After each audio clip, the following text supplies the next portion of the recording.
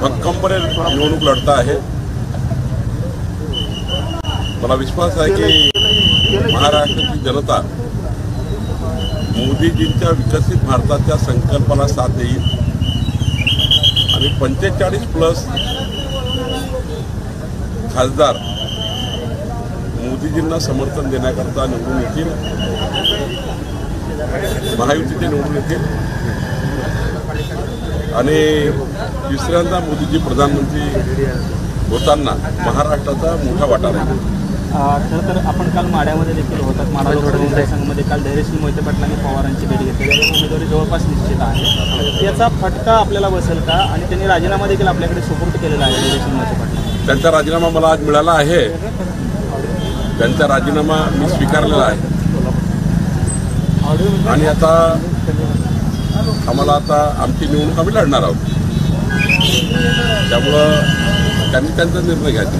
ते मोहिते पाटील कमी पडले की बीजेपीचे लोक कमी पडले का, की मोहिते पाटील एवढं सगळं देऊनही तुम्हाला सोडून गेले? शेवटी त्यांचा निर्णय त्यांनी केला आहे, आमच्याकडनं आम्ही कुठेही कमी पडलो नाही। आमच्याकडनं त्यांची प्रतिष्ठा मान सन्मान नेहमीच उंच ठेवण्याचा आणि त्यांच्या पाठीशी राहण्याचा, त्यांची प्रतिष्ठा जी आहे ती प्रतिष्ठा जपण्याचा प्रयत्न आम्ही केला। पण त्यांना शेवटी मोदींच्या निवडणुकीमध्ये त्यांनी असं राजीनामा देणे वगैरे योग्य नव्हतं, पण त्यांनी निर्णय घेतला आहे।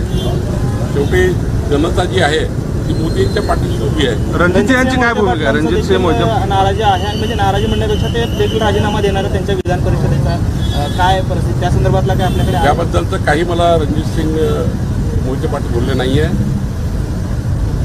त्यांची भूमिका महायुतीच्या सोबत राहण्याची आहे आणि मला वाटतं ते महायुतीसोबत राहतील।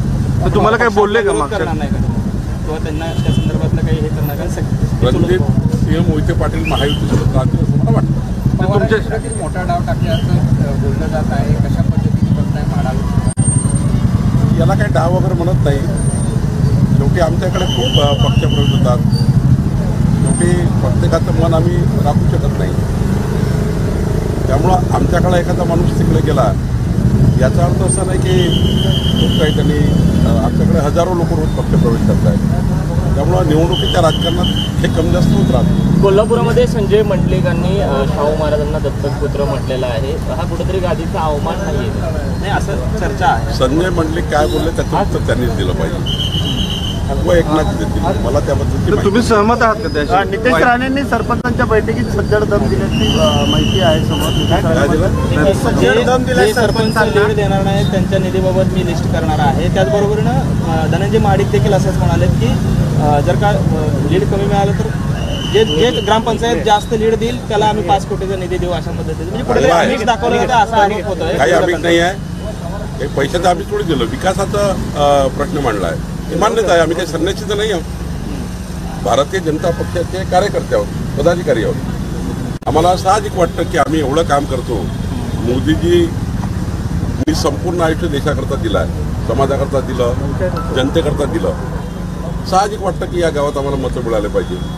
शेवटी मतं मिळण्याकरता आम्ही काम करतो ना, शेवटी लोकशाहीमध्ये हाच आमच्या सर्वांचा प्रॉफिट असतं की आम्ही जे काम करतो सकाळपासून संध्याकाळपर्यंत 4 मतं आम्हाला मिळावे आणि त्यामुळे 4 मतं मिळाले पाहिजे याकरता केलेली भूमिका ही मान्यच आहे। आणि त्यांनी काय म्हटलं हे खरं आहे की जे गाव आमच्या पाठीशी राहतं त्या गावात दिलंच पाहिजे, नाही पाठीशी त्यालाही देऊ, ज्यांनी मत दिलं त्याची धन्यवाद, ज्यांनी नाही दिलं त्याची धन्यवाद, ज्याने दिलं त्याचेही काम करू, नाही दिलं त्यांचेही काम करू।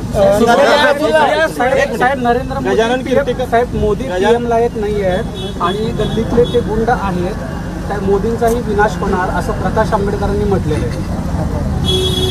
जेव्हा मोदीजींना असे नेते शिवाय येतात किंवा शिवीगाडी करतात, मोदींचे वडील काढतात, त्यांची आई काढतात किंवा गल्लीतला नेता म्हणतात, हे समजून जायचं की मोदीजी अबकी बार 400 पार होणार आहे, त्यामुळं पायाखालची वाळू घसरल्यावर असे त्या ठिकाणी स्टेटमेंट येत राहतात। माझे खासदार जे आहेत गजानन कीर्तिकर जे आपले सहयोगी पक्षाचे खासदार आहेत ते असं म्हणतात की तुम्ही संसद ताब्यात घ्या, 400 पार करण्यासाठी संसद ताब्यात घ्या, पण जे ईडी लावण्याचा जो प्रकार आहे तर तो बंद करा, कुठेतरी भाजपने आणलेली ही संस्कृती असं प्रदीप टोला त्यांनी लगावला आहे. यापेक्षाही जास्त कारवाया काँग्रेस सरकारच्या काळात झाल्या आहेत चिदंबरम असताना, आणि ह्या कारवाया काही भाजप करत नाही. तुमच्या सर्च रिपोर्टमध्ये येतं. आजकालचं इन्कम टॅक्सचं आपल्याला नेहमी प्रत्येक वर्षी भरावं लागतं. कमी जास्तपणा आढळला तर त्या ठिकाणी चौकशी करता येतं, आणि चौकशी तर आमच्याही झाल्या आहेत. चौकशा प्रत्येकाच्या होतात. महाविकास आघाडीने आमच्या चौकशा केल्या 50-100 लोकांच्या. शेवटी सरकार हे त्याच्यामध्ये कोणी प्रधानमंत्री किंवा कोणी पक्ष इन्व्हॉल्व नसतो.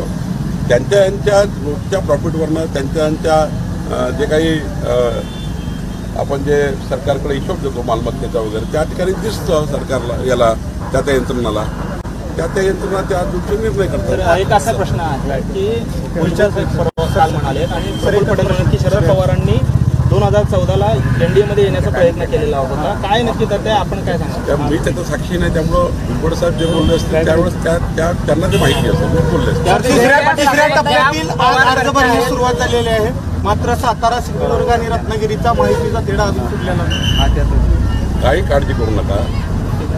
अर्ध्या तासाची बैठक होईल आणि तिढा सुटेल. पवार घराचे आहेत आणि सुनेत्रा पवार हे बाहेरचे आहेत अशी शरद पवारने टीका केलेली आहे. कसं बघताय? पवार साहेबांना ओरिजिनल आणि पवार साहेबांना असं या वयात बोलणं योग्य नाही.